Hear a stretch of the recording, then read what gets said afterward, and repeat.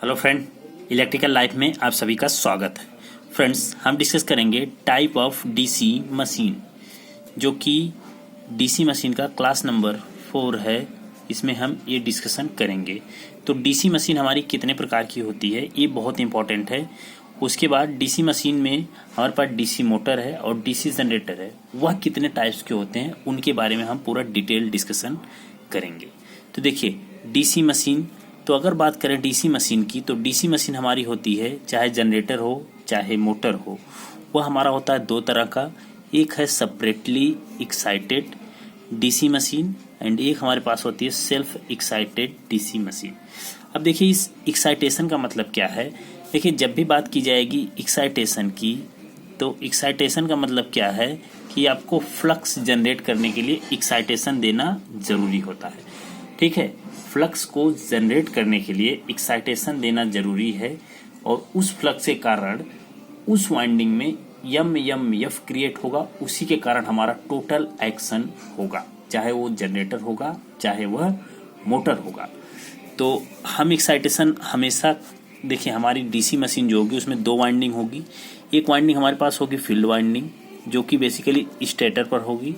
ठीक है, जो कि बेसिकली किस पर होगी, स्टेटर पर। और हमारे पास एक होगी आर्मेचर वाइंडिंग, जो कि किस पर होगी, रोटर पर होगी। किस पर होगी, रोटर पर। तो जो हम एक्साइटेशन देंगे वह हमेशा देते हैं फील्ड वाइंडिंग को, क्योंकि फील्ड वाइंडिंग ही हमारा क्या मतलब कि जनरेट करती है, फ्लक्स को डेवलप करती है। तो इसलिए हमेशा जो हम एक्साइटेशन देंगे वो किस वाइंडिंग को देंगे, फील्ड वाइंडिंग को देंगे।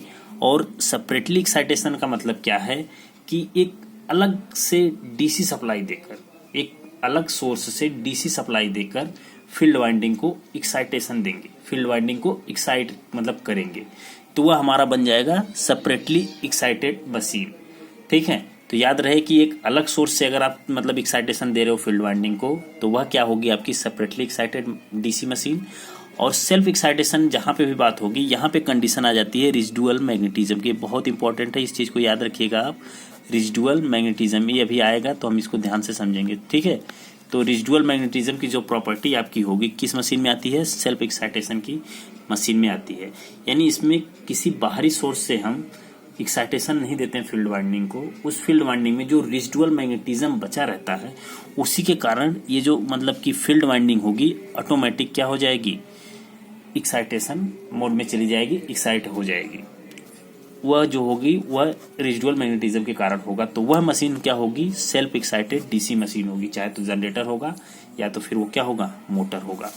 उसके बाद सेल्फ एक्साइटेड जो डीसी मशीन होती है वह आपकी होती है 3 टाइप की। कौन कौन सी, shunt DC machine, series DC machine and compound DC machine. ठीक है, तो शंट में क्या है कि हमारे पास जैसे दो वाइंडिंग है, फील्ड वाइंडिंग और आर्मेचर वाइंडिंग। तो फील्ड वाइंडिंग और आर्मेचर वाइंडिंग को कैसे कनेक्ट कर देंगे, हम पैरेलल में कनेक्ट कर देंगे, तो हमारा बन जाएगा शंट मशीन। ठीक है, क्या बोला मैं कि फील्ड वाइंडिंग और आर्मेचर वाइंडिंग को पैरेलल में कनेक्ट कर देंगे, तो हमारी कौन सी मशीन बन जाएगी, शंट मशीन बन जाएगी। उसके बाद सीरीज मशीन हम कहेंगे। तो सीरीज मशीन क्या है कि फील्ड वाइंडिंग और आर्मेचर वाइंडिंग दो है, उसको सीरीज में कनेक्ट कर देंगे, तो फिर हमारे पास बन जाएगी सीरीज डीसी मशीन। तो चाहे जनरेटर होगा चाहे मोटर होगा, आर्मेचर वाइंडिंग और फील्ड वाइंडिंग दोनों को कनेक्ट करेंगे सीरीज में। और कंपाउंड मशीन जो हमारी होगी लॉन्ग शंट और शॉर्ट शंट, मतलब कि कंपाउंड मशीन हमारी दो तरह की होती है, एक होती है लॉन्ग शंट, एक होती है हमारी शॉर्ट शंट। तो लॉन्ग शंट जैसा रहेगा तो उसमें आपका फील्ड वाइंडिंग और आर्मेचर वाइंडिंग दोनों का कनेक्शन मतलब इन्वॉल्व रहेगा। यानी कि हो सकता है कि दोनों एक बार सीरीज में हो फिर एक पैरेलल में जाके कनेक्ट होए, या फिर ये हो सकता है कि एक वाइंडिंग दोनों पैरेलल में होने के बाद एक मतलब बाद में आके ऊपर से उनके पैरेलल में कनेक्ट हो जाए। ठीक है, तो ये सब हम देखेंगे। बस आप इतना जानते रहो कि इसमें दोनों वाइंडिंग आपकी इन्वॉल्व रहेंगी, और दोनों वाइंडिंग के थ्रू हम बनाएंगे एक लॉन्ग शंट और एक बनाएंगे शॉर्ट शंट। ठीक है, अभी जो लॉन्ग शंट होगी यह भी दो तरह की होती है, एक होती मतलब कम्युनिटी डीसी मशीन और एक होती है डिफरेंशियल डीसी मशीन। अब देखिए, कम्युनिटी डीसी मशीन हम उस मशीन को बोलते हैं जिसमें, कम्युनिटी का मतलब क्या हो गया कि वह मशीन जिसमें फील्ड फ्लक्स तथा आर्मेचर फ्लक्स ऐड होते हों, जिसमें फील्ड फ्लक्स और आर्मेचर फ्लक्स क्या हो रहे हो, ऐड हो रहे हो, तो वह हमारी बन जाती है कम्युनिटी डीसी मशीन। और जिसमें हमारे क्या होते हैं, माइनस हो जाते हैं। यानी माइनस का मतलब क्या कि आपका फील्ड फ्लक्स तथा आर्मेचर फ्लक्स एक दूसरे से क्या होते हों, माइनस होते हों, तो हमारा होता है डिफरेंशियल। ठीक है, सेम केस होता है शॉर्ट शंट में कि शॉर्ट शंट में दो मशीन आपकी होती है, एक होती है कम्युलेटिव और एक होती है डिफरेंशियल। ठीक है, अब देखिए इस कम्युलेटिव डीसी मशीन होती है, इसको हम बेसिकली ये क्या है, जनरेटर, जो मतलब कम्युलेटिव डीसी जनरेटर होता है उसको हम 3 पार्ट में डिवाइड कर देते हैं। एक हमारा होता है ओवर वोल्टेज जनरेटर, एक होता है फ्लैट, एक होता है अंडर कंपाउंड जनरेटर। ठीक, इसका नाम रखा जाता है, एक होता है ओवर कंपाउंड जनरेटर, एक होता है फ्लैट कंपाउंड जनरेटर और एक होता है अंडर कंपाउंड जनरेटर। उसी तरह से शॉर्ट शंट में जो कम्युलेटिव डीसी मशीन होती है वह जनरेटर में एक होता है ओवर कंपाउंड जनरेटर, एक होता है फ्लैट कंपाउंड, एक होता है अंडर कंपाउंड। ठीक है, तो कभी कभी इससे भी क्वेश्चन आपके फ्रेम होते हैं, तो इस चीज़ को आप जानते रहो। तो ओवर कंपाउंड जैसे हो गया क्या है कि जो टर्मिनल वोल्टेज होगा वह आर्मेचर वोल्टेज से अधिक होगा। फ्लैट वोल्टेज जो होगा टर्मिनल वोल्टेज और आर्मेचर वोल्टेज क्या होंगे, बराबर होंगे। अंडर वोल्टेज किसको बोलेंगे, अंडर वोल्टेज का मतलब कि आर्मेचर वोल्टेज टर्मिनल वोल्टेज से कम होगा। यही मेन केस है, बस बाकी इसके बारे में हम धीरे धीरे जब आएगा तो पूरा डिटेल डिस्कशन करेंगे। तो हमने ये सब देख लिया कि ये तो टाइप ऑफ डीसी मशीन है। तो हमारे पास है सेपरेटली एक्साइटेड डीसी मशीन। तो सबसे पहले हम देखते हैं separately excited DC machine. Separately excited DC machine. अब मैंने इसमें क्या बोला कि सेपरेटली एक्साइटेड डीसी मशीन में जो आपका आर्मेचर होगा, देखिए ध्यान से मैं फिगर को कैसे बना रहा हूँ। ये है केस जनरेटर के लिए। चलिए ये किसके लिए मैं बना रहा हूँ, ये जनरेटर के लिए है। तो ये देखिए आर्मेचर की वाइंडिंग है, ये ब्रशेस लगे हुए हैं।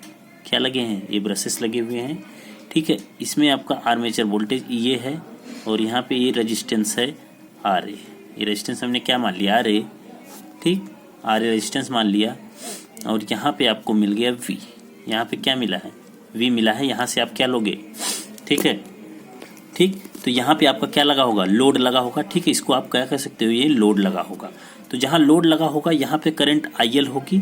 ठीक, मान लेते हैं कि करंट यहाँ पे क्या फ्लो होगी, आईएल। और ये आर्मेचर है तो आर्मेचर से करंट कैसे फ्लो होगी, आईए करंट फ्लो होगी। ठीक है, तो ये हमने बात किया सेपरेटली एक्साइटेड। तो इसको हम एक अलग से डीसी सोर्स से क्या करेंगे, एक्साइटेशन देंगे। ठीक है, अलग से डीसी सोर्स से। ठीक है, ये कैसा सोर्स होगा, डीसी होगा। ठीक है, और ये क्या होगा, ये आरएफ होगा यहाँ पे, और यहाँ से करंट जो फ्लो होगी वो क्या होगी, आईएफ होगी। ठीक है, तो ये जो केस है ये सेपरेटली एक्साइटेड डीसी मशीन में जनरेटर का केस है। इसका फिगर हम ऐसे बनाएंगे। देखिए जब जनरेटर बनाते हैं तो जो इनपुट होता है, यानी आर्मेचर में हम क्या देते हैं, इनपुट आपका मैकेनिकल होगा, इनपुट क्या होगा, मैकेनिकल, और आउटपुट आपको यहाँ लोड के पास मिलेगा। ठीक है, तो इसलिए आप जो ईएमएफ है यहाँ पे जनरेट करोगे, ईएमएफ यहाँ जनरेट करोगे तो करंट की डायरेक्शन किधर होगी, ऊपर की तरफ होगी।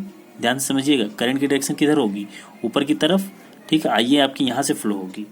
ठीक है, तो करंट की डायरेक्शन अगर ऊपर है तो आप ध्यान से देखिए। सबसे पहले सेपरेटली एक्साइटेड है, तो सेपरेटली एक्साइटेड में अगर आप देखेंगे तो ये जो सोर्स होगा, जो मतलब कि एक्सटर्नल सोर्स हमने लगाया है, इसमें ये आरएफ यानी जो फील्ड वाइंडिंग का रेजिस्टेंस है ये तो फिक्स रहेगा। ठीक है, या फिर बाय डिफॉल्ट आप ये चीज़ जानते रहो कि जो फ्लक्स होता है वो प्रोपोर्शनल होता है आईएफ के।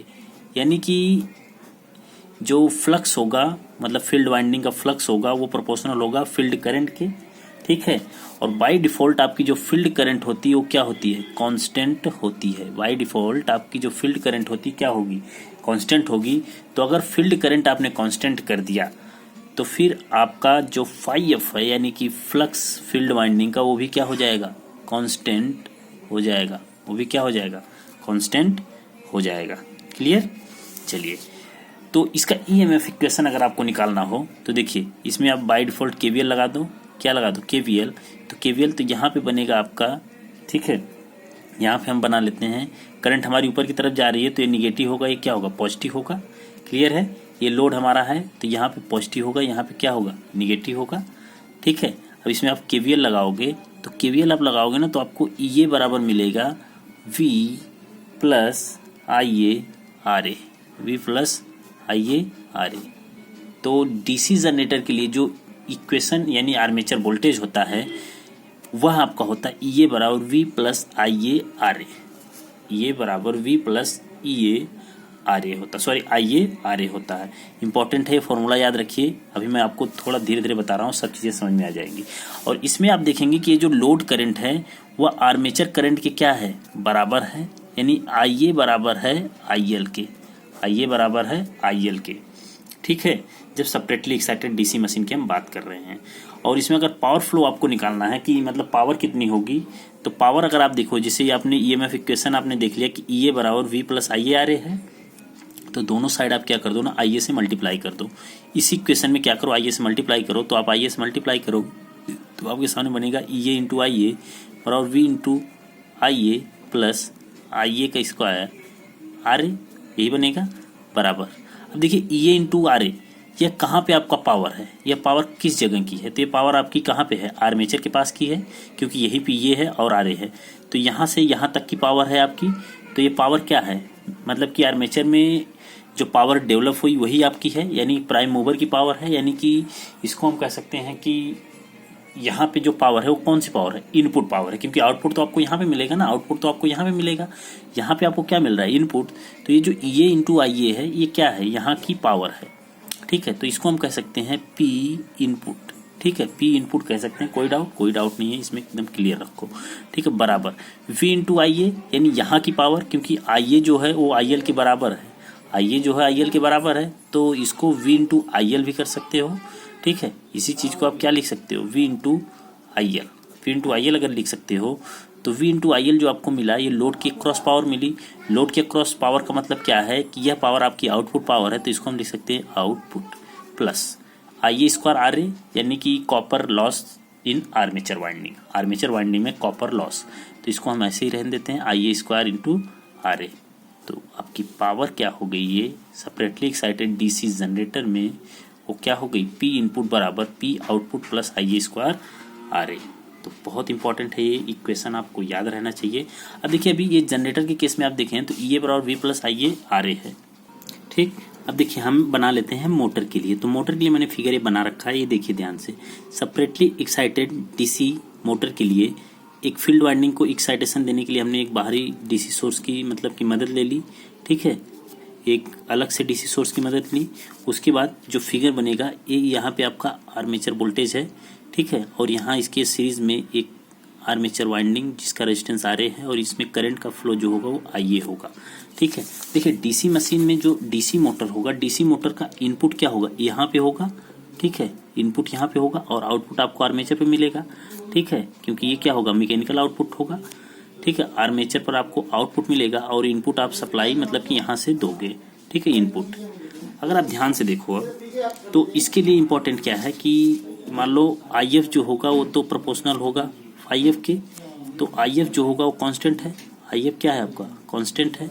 आई एफ अगर कांस्टेंट है तो फाई एफ भी क्या हो जाएगा, फाई एफ ऑल्सो कांस्टेंट, ये भी कांस्टेंट हो जाएगा। तो फिर इसमें अगर आपको ईएमएफ इक्वेशन निकालना हो, देखो डीसी मोटर जो डीसी जनरेटर था उसमें क्या मतलब था डिफरेंस कि इसमें करंट आपकी लोड की साइड आ रही थी, और यहीं पे आप देखोगे तो डीसी मशीन में जैसे यहाँ से आर्मेचर से करंट बाहर नहीं निकल रही, आर्मेचर में करंट आ रही है, लेकिन जो डीसी जनरेटर था वहाँ आर्मेचर से करंट बाहर जा रही थी। मोटर के केस में वही करंट क्या होगी, अंदर आएगी। तो डिफरेंस आपको समझ में आ गया है। डीसी जनरेटर होगा तो आर्मेचर से करंट बाहर निकलेगी, और डीसी मोटर होगा तो आर्मेचर में करंट आएगी। तो यहाँ पे ईए नहीं होगा, यहाँ पे ईबी होता है, बैक ईएमएफ। तो किसी एक वीडियो में हम इसके बारे में भी डिस्कस करेंगे। फिलहाल अभी के लिए इतना जानो कि आर्मेचर में बैक ईएमएफ डेवलप होगा। क्लियर है?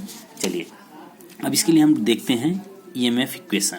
तो इसमें भी वही चीज़ है कि आईएल जो होगी बराबर होगी आईए के, ठीक है। इंपॉर्टेंट है कि आर्मेचर करंट जो होगी वो बराबर होगी किसके, लाइन करंट के, ठीक। और ईएमएफ इक्वेशन देखें तो इसमें आप लगा दो केवीएल, इसमें क्या लगाओ, केवीएल। तो इसमें आप केवीएल लगाओगे तो आपको मिलेगा ये बराबर क्या मिलेगा, V minus I A R A, V minus I A R A आपको मिलेगा। देखो जनरेटर के केस में था क्या था कि V plus I R A मिल रहा था, V plus I A R A मिल रहा था, लेकिन मोटर के केस में आपको क्या मिल रहा है, यहाँ पे ईबी कर लेना, ईबी बराबर बैक ईएमएफ होता है V minus I A R A मिलेगा आपको, ठीक है। ईबी बराबर V minus I A into R A आपको मिलेगा, ठीक है। क्लियर है ना इतनी चीज़? ठीक, तो आप इसमें अगर लगाना चाहो केवीएल, तो केवीएल मैंने इसमें लगाया तो हमको क्या मिला, ई बी बराबर V minus I A into R A. अब देखो लगाया कैसे मैंने केवीएल में, अगर आप देखो लगाना चाहो, क्योंकि आपको अभी मैंने ये बताया नहीं कैसे लगाएंगे, तो लगाइए केवीएल। अगर आप नेटवर्क थ्योरी पढ़े होंगे तो बहुत आसानी से लगा सकते हैं। तो यहाँ से मैं एक टर्मिनल को पकड़ता हूँ, पहला टर्मिनल हमें मिल रहा है वी, और ये टर्मिनल आपका माइनस वाला है, तो इसको मैं लगाता हूँ ऐसे, देखिए ध्यान से, माइनस वी। अब देखिए यहाँ पे जो करंट आएगी, आइए करंट आएगी, तो यहाँ पे ड्रॉप जो होगा प्लस होगा, फिर नीचे माइनस होगा। ठीक, तो पहली पोलरिटी हमको क्या मिल रही, प्लस। मैंने क्या कहा कि सबसे पहली वाली पोलरिटी पकड़ के चलो, तो पहली वाली पोलरिटी आपको माइनस मिली, यहाँ पे आएंगे तो पहली पोलरिटी हमको क्या मिली, प्लस, तो यहाँ पे होगा प्लस आई ए आर ए। फिर यहाँ पे भी जो वोल्टेज वाला पोलरिटी बनेगी वो क्या बनेगी, प्लस माइनस, क्योंकि मतलब करंट इधर से जा रही है तो करंट नीचे की तरफ आएगी, तो पोलरिटी कैसी बनेगी, यहाँ पे प्लस बनेगी, यहाँ पे माइनस, तो फिर ये भी हो जाएगा आपका प्लस ई बी बराबर 0। तो ई बी को ही छोड़ दो और इसको उधर भेज दो, तो ई बी बराबर हो जाएगा V minus I A R A. ठीक है, तो आप ऐसे केवीएल इसमें लगा सकते थे। तो पावर के लिए अगर आपको बताना हो तो दोनों साइड हम क्या कर देंगे, आई ए से मल्टीप्लाई कर देंगे। तो आई ए से मल्टीप्लाई करेंगे तो पी बराबर होगा E B into I A बराबर V into I A minus I A square R A. ठीक है, अब ई बी इंटू आई ए, ये कौन सी पावर आपकी है, ये पावर हमारी जो है आर्मेचर में डेवलप पावर है। और आर्मेचर पे हमें इस समय क्या मिल रहा है, मोटर के केस में, आर्मेचर में हमें मिलेगा आउटपुट। क्या मिलेगा, आउटपुट। क्लियर है, आर्मेचर में हमें क्या मिलेगा, आउटपुट बराबर वी इंटू आई ए, या फिर वी इंटू आई एल कह लो, क्योंकि आई ए बराबर आई एल है। तो वी इंटू आई ए जो होगा ये क्या होगी, ये हमारी होगी input power minus I A square R A. ठीक है, तो सेम चीज़ है, इसमें कोई भी ऐसी चीज़ नहीं है, बस आपको क्या करना है, बस सब चीज़ वही है। ठीक है, सब चीज़ वही आपकी है, बस इसमें आपको समझने के लिए ज़रूरी है। तो P input minus I A square R A, तो पी आउटपुट आपको मिल जाएगा। क्लियर है, तो बहुत इंपॉर्टेंट है इक्वेशन भी आप याद रखिए। अब हम चलते हैं शंट मशीन पे और सीरीज मशीन पे। तो आज हम शंट मशीन को डिस्कशन करते हैं। देखिए, अब हमारे पास आएगा शंट मशीन में सबसे पहले हम डिस्कस करेंगे जनरेटर का। किसका हम बात कर रहे हैं, जनरेटर की बात करेंगे। अब देखिए जनरेटर के लिए,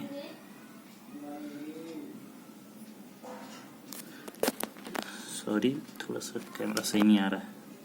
ठीक, अब देखिए शंट मशीन में, जो कि सेल्फ एक्साइटेशन मशीन के कैटेगरी में आता है, तो उसमें हम पहले डिस्कस कर रहे हैं शंट मशीन डीसी जनरेटर के लिए। तो डीसी जनरेटर जो शंट मशीन होगी उसमें आर्मेचर वाइंडिंग और फील्ड वाइंडिंग एक दूसरे के पैरेलल में कनेक्ट होंगी, और हमको पता है कि डीसी शंट मशीन हो तो उसमें जो फाई एफ होगा वो प्रोपोर्शनल होता है आई एफ के। ठीक है, फाई एफ जो होता है वो प्रोपोर्शनल होता है आई एफ के। अगर आपको आई एफ का मान पता करना हो इस कंडीशन में कि आई एफ का मान कितना होगा, तो आई एफ का मान अगर आप देखेंगे तो ये जो वी लोड, वी के अक्रॉस वोल्टेज आपको मिल रहा है, यानी कि इस लोड के अक्रॉस जो वोल्टेज मिलेगा वो पैरेलल में कनेक्ट है आर्मेचर के पैरेलल में कनेक्टेड है फील्ड रेजिस्टेंस। तो बाय डिफॉल्ट आपका जो फील्ड करंट होगी वह हो जाएगी वी बटे आर एफ। तो आप याद रखना कि जो आपका डीसी जनरेटर के केस में जो लोड के क्रॉस वोल्टेज मिलेगा उसी से हम डिवाइड कर देंगे फील्ड रेजिस्टेंस को, तो हमें क्या मिल जाएगा, वी बटे आर एफ मिल जाएगा। ठीक है, उसके बाद अगर हम यहाँ पे देखें तो ये देखिए, ये आर्मेचर में जो करंट, क्योंकि पावर तो हम यहीं पे, इनपुट हम कहाँ पे देंगे, यहीं पे देंगे ना। इनपुट हमारा कहाँ रहेगा, यहीं पे रहेगा इनपुट। तो इनपुट यहाँ से देंगे तो करंट यहाँ से निकलेगी जो कि आर्मेचर करंट होगी। तो आर्मेचर करंट हमारी डिवाइड होगी आई और आई एफ, यानी दो पार्ट में। तो इस पॉइंट पे आप केसीएल लगा सकते हो। तो केसीएल से आप देख सकते हो कि आई ए बराबर आपको मिलेगा I F plus I L. I A बराबर क्या मिलेगा, I F plus I L मिलेगा। कोई डाउट नहीं है। अगर आप देखो तो इसका जो मतलब कि आर्मेचर में जो वोल्टेज आपका ई ए है वो कितना होगा, तो आप बाय डिफॉल्ट इसमें क्या लगा दो, केवीएल। तो केवीएल लगाएंगे तो हमें क्या मिल जाएगा, V plus I A R A, जो कि कंडीशन किसके लिए है, डीसी जनरेटर के लिए है। किसके लिए, डीसी जनरेटर के लिए है। अब देखिए अगर हम बात करें पावर की, किसकी बात करें, पावर की, तो पावर के लिए आप देखिए ध्यान से, दोनों साइड आई ए से मल्टीप्लाई कर देते हैं अब। तो E A into I A, E A into I A बराबर हो जाएगा V into I A plus I A square R A, I A square R A. ठीक, अब देखिए ये इंटू आई ए, ये क्या है, आर्मेचर में डेवलप्ड पावर है, तो P armature we into I A. अब आई ए बराबर क्या होता है, वी एफ, मतलब आई एफ प्लस आई एल। यहाँ पे आप देख लो कि आई ए बराबर क्या है, I F plus I L, तो यहाँ पे हो जाएगा I F plus I L plus I A square R A, I A square R A. अब देखिए फिर तो हम निकालेंगे तो वी आई एफ हो जाएगा plus V into I L plus I A square R A, I A square R A, ये बन जाएगा। ठीक है, अब देखिए ध्यान से, फिर पी ए बराबर अगर आप देखेंगे तो वी इंटू आई एफ अगर देखेंगे आप तो वी इंटू आई एफ, तो v बराबर क्या यहाँ से हो जाएगा, इस वाले मतलब इक्वेशन से आप देखोगे तो v बराबर आपको मिल जाएगा I F into R F. तो v जहाँ पे है वहाँ पे आप I F into R F रख सकते हो कि नहीं रख सकते हो, ध्यान से देखो, ये आपको मिल रहा है इक्वेशन, तो इस इक्वेशन को हम यहाँ पे रख देते हैं v की जगह। तो I F into R F रखेंगे तो I F into R F into एक आई एफ और है तो ये आई F plus v into I L. ये पावर कहाँ की आपकी है, यह वाली पावर हमारे लोड के पास की है। तो लोड के पास का मतलब क्या है कि आउटपुट पावर है, कौन सी पावर है, output power plus I A square R A. ठीक, तो पी ए बराबर फिर आप देखेंगे कि ये आउटपुट तो आपको यही मिलेगा ना, P out plus I F का square R F plus I A का स्क्वायर आर ए। ठीक, आपको ये मिल जाएगी आर्मेचर में डेवलप्ड पावर। ठीक है, अब देखिए अगर आर्मेचर में डेवलप्ड पावर होगी, जो आपके पास यहाँ पे पावर डेवलप्ड होगी, वो कहाँ पे आपकी लॉस होगी, कहाँ पे ख़त्म होगी, तो आउटपुट में आपको मिलेगी ये पावर। फिर फील्ड वाइंडिंग जो है, ये फील्ड वाइंडिंग यहाँ पे आपकी लॉसेस होगी कुछ, फिर उसके बाद आर्मेचर की जो वाइंडिंग है वहाँ पे कुछ ना कुछ लॉस होगी। तो आपकी जो आर्मेचर में डेवलप्ड पावर होगी वो आपकी 3 जगह लॉस हो रही है, एक तो आउटपुट पे आपको मिलेगी, उसके बाद फील्ड वाइंडिंग में और उसके बाद आर्मेचर वाइंडिंग में। चलिए अब थोड़ी सी और हम बात कर लेते हैं इसमें। देखिए थोड़ा न्यूमेरिकल मतलब कि वो ऑब्जेक्टिव बेसिस से थोड़ी सी बात कर लेते हैं कि क्वेश्चन कैसे बनते हैं। कि जो फील्ड वाइंडिंग होती है, field winding and armature winding, जब हम शंट मशीन की बात करते हैं तो फील्ड वाइंडिंग के पास जो होगी मोर टर्न्स होगा। ठीक, अगर देखिए नंबर ऑफ टर्न्स क्या है, ज़्यादा है, या फिर हम ये कह सकते हैं कि जो फील्ड वाइंडिंग होती है यानी आर एफ का जो वैल्यू होती है वो क्या होती है, हाई होती है। आर एफ की वैल्यू हाई होती है। तो आर एफ की वैल्यू हाई तभी होगी जब हम जानते हैं आर बराबर होता है रो एल बाई ए, यानी आर एफ की वैल्यू हाई तभी होगी जब आपकी लंबाई से कोई मतलब नहीं, एरिया अगर हम उसका क्या कर दें, घटा दें, तो हमारा रेजिस्टेंस क्या हो जाएगा, अधिक हो जाएगा। हमारा रेजिस्टेंस क्या हो जाएगा, अधिक हो जाएगा। ठीक है, अब देखिए तो शंट मशीन में जो फील्ड वाइंडिंग होती है, फील्ड वाइंडिंग का रेजिस्टेंस क्या होता है, हाई। इसका मतलब उसका क्रॉस सेक्शनल एरिया क्या होगा, कम होगा। यानी अगर क्रॉस सेक्शनल एरिया कम होगा, इसका मतलब इसको थिन वायर का बनाएंगे। कैसा बनाएंगे, थिन वायर का, यानी पतले तार का बनाएंगे। जब पतले तार का बनाएंगे तो इसमें जो मतलब टर्न्स होंगे या फिर जो फेरों की संख्या होगी वो क्या हो जाएगी, अधिक हो जाएगी। ठीक है, तो मैं क्या बोला कि जब भी हम शंट मशीन की बात करेंगे तो शंट मशीन में आपको याद रखना है कि जो फील्ड वाइंडिंग होगी वह ज़्यादा नंबर ऑफ टर्न्स की बनी होगी और उसका रेजिस्टेंस हाई होगा और वह पतले तार की बनी होगी। ये 2-3 चीज़ आप एग्जाम के पॉइंट से याद रखिए, क्योंकि यहाँ से भी क्वेश्चन आपके फ्रेम हो जाते हैं। ठीक है, और बात आती है जब आर्मेचर वाइंडिंग की, किसकी, आर्मेचर वाइंडिंग की। ठीक, आर्मेचर वाइंडिंग की तो ये होता है थिक वायर की। कैसी होती है, थिक वायर की बनी होगी और इसमें लेस नंबर ऑफ टर्न्स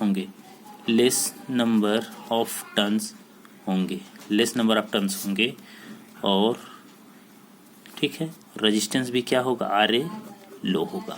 ठीक है, आर ए क्या होगा, लो होता है। ठीक है, इम्पोर्टेंट है, इस चीज़ को आप याद रखो। चलिए, ये तो डीसी जनरेटर की बात हो गई। अब हम बात कर लेते हैं डीसी मोटर के लिए। ठीक है, ठीक, अब देखिए हमने मोटर के लिए शंट मोटर बना लिया है। शंट मोटर का मतलब क्या है कि आर्मेचर वाइंडिंग और फील्ड वाइंडिंग दोनों एक दूसरे के पैरेलल में कनेक्ट होंगी, जैसा कि फिगर में आपको दिख रहा है। जब मोटर की बात होगी तो आर्मेचर को हम क्या करेंगे कि मतलब कि सप्लाई देंगे, ठीक है, यानी इनपुट ये आपका यहाँ पे होगा, इनपुट आपका यहाँ पे होगा, ठीक, इनपुट यहाँ पे होगा और आउटपुट आपको किस पे मिलेगा, आर्मेचर पे मिलेगा, ठीक है, आउटपुट आपको यहाँ पे मिलेगा। यही चीज़ है बस मोटर और जनरेटर के केस में। मोटर में क्या हो रहा, उस जनरेटर में क्या हो रहा था कि आपकी यहाँ पे मतलब वोल्टेज इंड्यूस्ड हो रहा था, तो यहाँ से आर्मेचर करंट फ्लो हो रही थी। लेकिन अगर हम सप्लाई जब यहाँ से दे रहे हैं तो हमारी करंट की डायरेक्शन चेंज हो जाएगी, यानी करंट हमारी यहाँ से फ्लो होगी और ये IA में और IF में डिवाइड हो जाएगी ऐसे। तो यहाँ से अगर आप देखोगे तो फिर आपकी जो लोड करंट होगी यानी IL हमारी होगी IA प्लस IF, ठीक। तो यहाँ से अगर आप IA देखोगे तो IA आपका क्या हो जाएगा, IL माइनस IF। ये भी इम्पोर्टेंट है।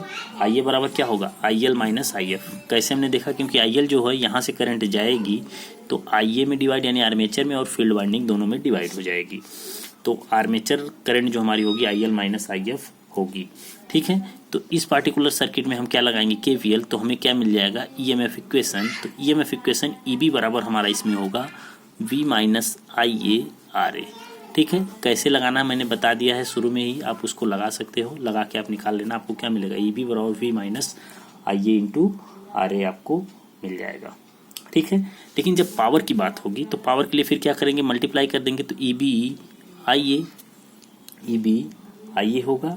उसके बाद EB IA बराबर V into IA minus IA square RA, ये आर्मेचर में डेवलप पावर है और आर्मेचर में हमें यहाँ पे आउटपुट मिल रहा है, तो P आउटपुट बराबर V इंटू IA मतलब क्या, IL minus IF minus IA square RA, ठीक है। P आउटपुट बराबर V into IL minus V into IF minus IA square RA, ठीक। P आउटपुट बराबर V इंटू IL का मतलब क्या है, ये इनपुट पावर है, V इंटू IL का मतलब क्या है, इनपुट पावर। तो P input minus V into IF, इसको हम क्या लिख सकते हैं, V की जगह पे, तो V बराबर क्या होगा, RF बराबर हम लिख सकते हैं V बटे IF, या फिर IF बराबर हो जाएगा V बटे RF, या V बराबर हो जाएगा IF इंटू RF।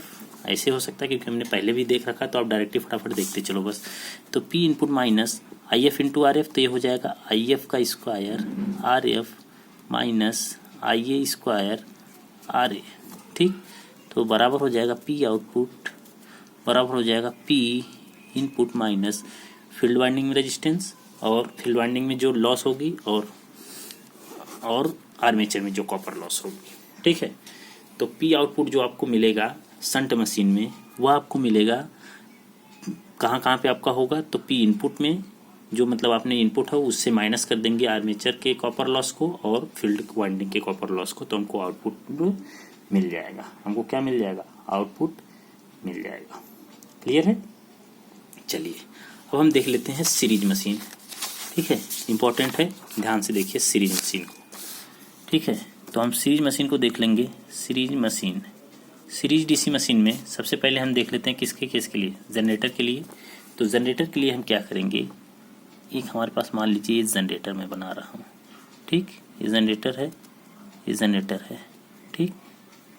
ये आर्मेचर के बाद ये फील्ड वाइंडिंग को भी हम किस में कनेक्ट कर देंगे, सीरीज में कनेक्ट कर देंगे, और हमको यहाँ पे क्या मिल जाएगा, लोड मतलब V मिलेगा, यहीं पे हमारा क्या लगा होगा, लोड लगा होगा, ठीक। और यहाँ पे हमें क्या मिलेगा, EA यानी आर्मेचर वोल्टेज डेवलप होगा। ये हमारा क्या है, RA होगा, ये हमारा RF होगा, ठीक है। तो यहाँ से हमारी करंट जो फ्लो होगी वो होगी IA, फिर यहाँ पे करंट जो होगी वो क्या होगी, IF, और इधर करंट हमारी क्या होगी, IL। हमने मान लिया इस चीज़ को, ठीक है।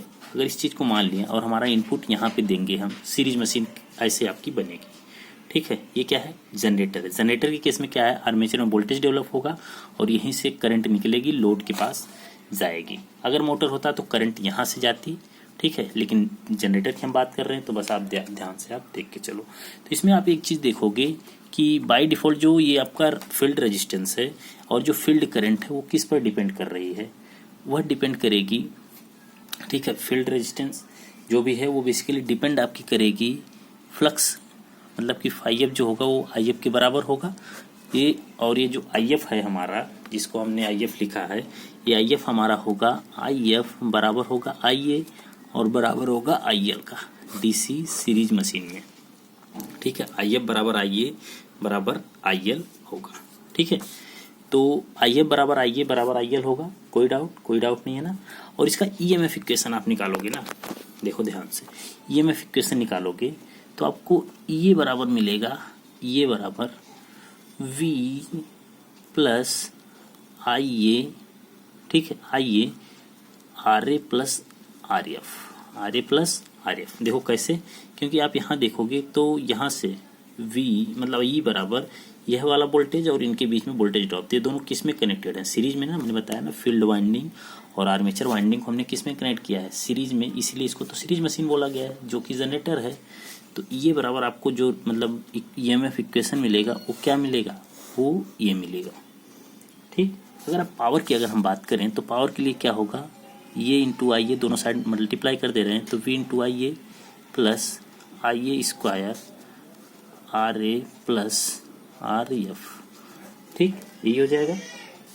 तो देखिए अब इसमें कोई कठिनाई है, ये क्या है आपकी इनपुट पावर है, कौन सी पावर, यानी आर्मेचर में डेवलप पावर, तो पी आर्मेचर हम लिख देते हैं V into I A, V into I A. अब आई ए क्या है, आई एल के बराबर है, इसमें देखिए आई ए जो है आई एल के बराबर है, तो इसको वी इंटू आई एल भी तो लिख सकते हो ना, प्लस तो I A square R A plus I A square, यानी कि आई ए जो है आई एफ के बराबर है, तो आई F square into R F भी लिख सकते हो आप इसको, तो बराबर हो जाएगा पी आर्मेचर बराबर पी, आउटपुट ए मिल रहा है आपको, plus I A square R A plus I F square R F, ये आपकी पावर मिल जाएगी।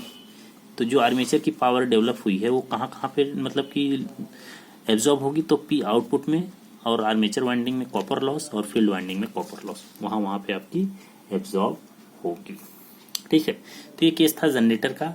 अब मुझे नहीं लगता कि मोटर का मैं बताऊंगा तभी आप सॉल्व कर पाओगे, आप इसमें कुछ मत करना, बस जब मोटर का बनाना तो यहाँ से करंट इधर कर देना, फिर आप उसमें केवीएल लगा लेना, आपको सब कुछ मिल जाएगा, ठीक है।